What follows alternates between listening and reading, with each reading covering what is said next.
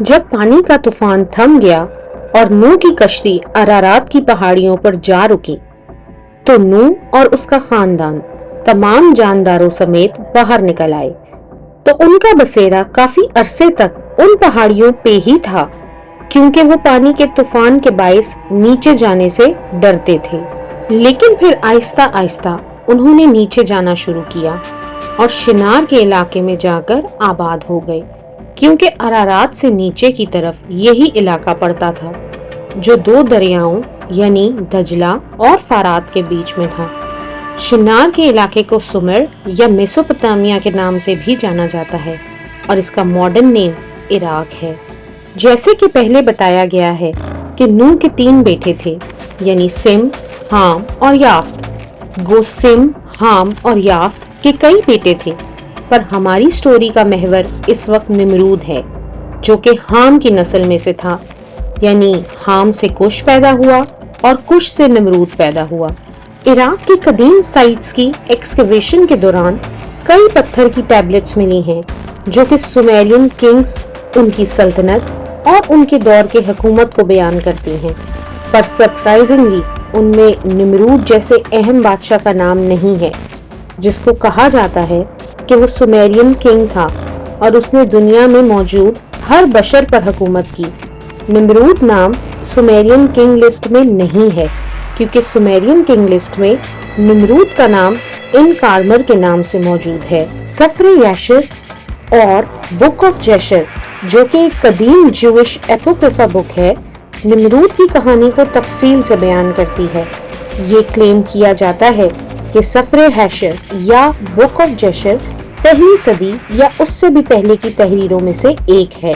سفر حشر کے مطابق حام سے کش اور کئی دوسرے بچے پیدا ہوئے اور کش سے نمرود اور اس کی باقی دوسری اولاد پیدا ہوئی۔ کش کو نمرود بہت پیارا تھا کیونکہ وہ اس کی بزرگی کی اولاد تھا، اور کیونکہ کش کو نمرود بہت پیارا تھا اس لیے اس نے نمرود کو وہ چمڑے کی پوشاک دی جو بزرگ آدم کی تھی، اور بزرگ آدم کو خدا نے خود بنا کر دی تھی۔ آدم کی یہ پوشاک ہنوک کو دی گئی تھی اور ہنوک سے یہ پوشاک اپنے بیٹے متوسلا کو دی تھی، اور متوسلا نے یہ پوشاک نوح کو دی جو نوح طوفان کے وقت اپنے ساتھ کشتی میں لے گیا تھا،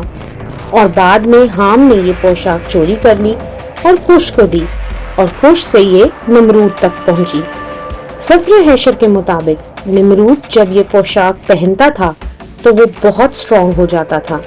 خدا نے نمرود کو بہت قد و قامت اور طاقت سے نوازا تھا۔ جب حام کے بچوں کی جنگ یافت کے بچوں سے ہوئی تو نمرود نے حام کے بچوں کو جمع کیا اور یافت کے بچوں سے جنگ کی، اور نہ صرف جنگ کی بلکہ فتح یاب بھی ہوا، جس کی وجہ سے حام کی کل اولاد نے نمرود کو اپنا بادشاہ تسلیم کر لیا، اور نمرود کی سلطنت بڑھتی گئی یہاں تک کہ وہ زمین پہ موجود کل انسانوں کا بادشاہ بن گیا۔ جب نمرود بادشاہ بنا تو اس نے پرنس اور رولرز مقرر کیے، جن میں اس کا سب سے پیارا پرنس تارا بھی تھا۔ گو نمرود ایک طاقتور بادشاہ تھا، لیکن وہ ایک خدا جس نے جہان کو پیدا کیا اس کا منکر ثابت ہوا۔ وہ بتوں کی پوجا کرتا تھا، بلکہ وہ چاہتا تھا کہ اس کی ساری رعایا بھی بتوں کی پوجا کرے۔ اور کیا ہوا کہ ان دنوں میں نمرود کے خاص پرنس تارا کے گھر بیٹا پیدا ہوا اور اس نے اس کا نام ابراہم رکھا، اور جس رات تارا کے گھر بزرگ ابراہم پیدا ہوئے تو تارا کے گھر میں جشن کا ماحول تھا۔ اس کے تمام نوکر اور بادشاہ کے سارے صاحب عقل تارا کے جشن میں شامل تھے، اور جب جشن ختم ہوا اور تمام صاحب عقل لوگ جب گھر سے باہر نکلے تو آسمان میں کیا دیکھتے ہیں کہ ایک بڑا ستارہ مشرق سے نمودار ہوا ہے اور آسمان کے چاروں کونوں میں موجود دوسرے 4 ستاروں کو نگل گیا ہے۔ اس ماجرے سے بادشاہ کے صاحب عقل لوگوں نے یہ اندازہ لگایا کہ ابراہم کی نسل تمام روئے زمین پر حکومت کرے گی اور تمام بادشاہوں کو نیست و نابود کر دے گی۔ پہلے تو صاحب عقل لوگوں نے یہ سوچا کہ یہ بات بادشاہ سے چھپائی جائے، پر پھر بادشاہ کے ڈر سے بتانے میں ہی عقل مندی سمجھی، سو انہوں نے یہ سارا ماجرا نمرود بادشاہ کو جا کے بتا دیا، جس پہ نمرود بادشاہ نے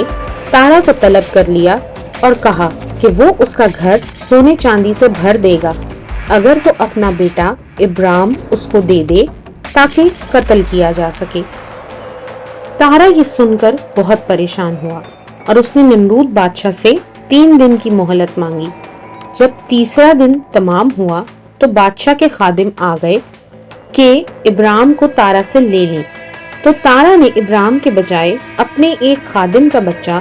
بادشاہ کے خادموں کو دے دیا، اور نمرود بادشاہ نے اس بچے کے سر کو کچل کر اس کو ہلاک کر دیا اور سمجھا کہ اس نے ابرام کو ہلاک کر دیا ہے، اور پھر نمرود نے تارا کو سونے اور چاندی سے نواز دیا۔ تارا نے ابرام، اس کی ماں اور خادمہ کو ایک غار میں چھپا دیا تاکہ بادشاہ کی نظر سے دور رہیں، اور بزرگ ابرام 10 سال غار میں رہے، اور جب بزرگ ابرام غار سے نکلے تو نوح اور سم کی خدمت میں حاضر ہوئے، جہاں انہوں نے ایک طویل عرصہ خدمت کرنے اور خدا کے احکامات سیکھنے میں گزار دیا۔ لکھا ہے کہ نمرود کے دور حکومت میں ہر کوئی بتوں کی پوجا میں مشغول تھا اور خدا سے دور تھا۔ ایون بزرگ ابرام کے باپ تارا کے گھر میں 12 بت موجود تھے جن کی سال کے 12 مہینے پوجا جاری رہتی تھی۔ نمرود، اس کے پرنس اور حام کی اولاد نے پلان بنایا کہ اپنے لیے شہر تعمیر کریں اور اس میں ایک ساتھ رہیں، جو خدا کے حکم کے خلاف تھا، کیونکہ خدا کا حکم تھا کہ زمین پر پھیل جاؤ اور اس کو معمور کرو۔ دوسرا ان کا پلان یہ بھی تھا کہ اس شہر میں ایک بڑا برج بنایا جائے جو اتنا بڑا ہو کہ اس کے ذریعے آسمان تک پہنچا جائے اور وہ دنیا میں مشہور بھی ہو جائیں۔ انہوں نے شہر اور برج بنانے کے لیے ایک سوٹیبل جگہ ڈھونڈی اور برج کی تعمیر کی تیاری شروع ہو گئی۔ حام کی اولاد نے اپنے لوگوں کو 3 حصوں میں تقسیم کیا۔ ایک حصے کے ذمہ یہ کام تھا کہ جب برج بن جائے تو وہ برج پہ چڑھ کر خدائے ذوالجلال سے جنگ کریں۔ دوسرے حصے کے ذمہ یہ کام تھا کہ وہ اپنے بت آسمان پر لے جائیں گے اور وہاں رکھ دیں گے، اور تیسرے حصے کے ذمہ یہ کام تھا کہ وہ آسمانی طاقتوں کے خلاف تیر بازی کر کے ان کو ہلاک کریں گے۔ اور ظاہر ہے کہ حام کی اولاد کی یہ سوچ ایک مکروہ سوچ تھی جو خدا کی مخالفت کا کھلا اعلان کرتی تھی، اور خدا ان کے ارادے جانتا تھا، اور خدا نے 70 فرشتوں کو مقرر کیا اور ان لوگوں کی زبانیں تبدیل کر دی جو کہ اس زمانے میں ایک ہی زبان بولتے تھے، اور زبانیں تبدیل ہونے کے بعد ان میں پھوٹ پڑ گئی، اور وہ برج کا کام چھوڑ کر آپس میں لڑنے اور ایک دوسرے کو قتل کرنے لگے، اور پھر سب لوگ اپنی زبان کے اعتبار سے دنیا میں پھیلنا شروع ہو گئے، اور پوری دنیا اپنی زبان کے اعتبار سے آباد ہونے لگی، اور آباد ہونے والے شہروں کے نام لوگوں کے ناموں پر رکھے جانے لگے۔ نمرود اسی شہر میں آباد رہا جہاں انہوں نے ٹاور بنانا شروع کیا، اور اس نے اس شہر کا نام بابل یا بابل رکھا۔ بابل کے علاوہ نمرود نے 3 سٹیز اور بھی آباد کی تھیں جن کے نام ایرک، ایکد اور کیلنا ہیں۔ اور بزرگ ابرام اپنے گھر واپس آئے، جس میں ان کے والد تارا بہت خوش ہوئے، اور ابرام سے کہا کہ ان کے بتوں کے آگے سر نگو ہوں، اور بزرگ ابرام نے ایسا ہی کیا۔ اس زمانے میں تارا، جو ابرام کے والد تھے، نمرود کے خاص پرنس تھے۔ ابرام نے اپنی والدہ سے کہا کہ وہ بتوں کے لیے ایک بچڑے کی قربانی کر کے اس کے ساتھ کھانا تیار کریں، اور انہوں نے ایسا ہی کیا، اور بزرگ ابرام نے وہ کھانا بتوں کے سامنے رکھ دیا اور ایک لاٹھی لے کے 11 بتوں کو توڑ دیا، اور وہ لاٹھی بوائن بت کے ہاتھ میں پکڑا دی جو سب سے بڑا بت تھا۔ اور جب اس کے والد واپس آئے تو وہ یہ ماجرا دیکھ کر بہت غصہ ہوئے اور ابرام سے کہا کہ یہ آپ نے کیا کیا؟ بزرگ ابرام نے کہا کہ ان بتوں کی کھانے پہ لڑائی ہو گئی تھی اور اس بڑے بت نے باقی سارے بتوں کو توڑ دیا ہے۔ جس پہ تارا نے کہا کہ بت تو بے جان ہوتے ہیں، وہ یہ کیسے کر سکتے ہیں؟ جس پہ بزرگ ابرام نے کہا کہ جب یہ بت کچھ کر ہی نہیں سکتے تو ان کی پوجا کیوں کر کی جا سکتی ہے؟ اس لیے ایک زندہ واحد خدا کی تمجید کرنی چاہیے جس نے جہان کو بنایا ہے۔ तारा फिलफौर निमरूद के पास जाते हैं और उसको सारा माजरा बयान करते हैं और बुजुर्ग इब्राहिम की ये बात बताते हैं और निमरूद अपने आदमी भेज के बुजुर्ग इब्राहिम को बुला लेते हैं और बुजुर्ग इब्राहिम निमरूद के सामने भी वही इकरार करते हैं जो उन्होंने अपने वालिद के सामने किया था कि हमें एक खुदा की तमजीद करनी चाहिए। और जब निमरूद ने ये बयान सुना तो आग बगूला हो गया और उसने बुजुर्ग इब्राहिम को कैद खाने में 10 दिन के लिए बंद करवा दिया। निमरूद ने अपनी काउंसिल से कहा कि बुजुर्ग इब्राहिम को क्या सजा दी जाए और काउंसिल ने फैसला किया कि बुजुर्ग इब्राहिम को आग की भट्टी में डाल दिया जाए और निमरूद को ये बात पसंद आई और उसने अपने आदमियों को एक आग की भट्टी तैयार करने का ऑर्डर किया। और जब बुजुर्ग इब्राहिम को आग में डालने के लिए लाया गया तो बुजुर्ग इब्राहिम को बादशाह के आदमियों ने देखा और कहा कि ये तो वही बच्चा है जिसके बारे में उन्होंने बताया था कि उसकी औलाद बादशाहों को खत्म कर देगी। जिस पर निमरूद को पता चला कि तारा ने धोखा दिया है और गलत बच्चा हलाक किया गया है और बुजुर्ग इब्राहिम वो बच्चा है। निमरूद ने फिलफौर तारा को हाजिर किया और उनसे पूछा कि क्या ये सच है, तो तारा ने इकरार किया कि उसने धोखा दिया और गलत बच्चे के एवज इनाम लिया था। जिस पे निमरूद ने कहा कि वो तो निमरूद के वफादार थे, फिर किसके कहने पे उन्होंने ये किया। और बादशाह के डर से उन्होंने झूठ बोला और अपने बड़े बेटे हारान का नाम ले दिया कि हारान ने उनको ये सब एडवाइस किया था।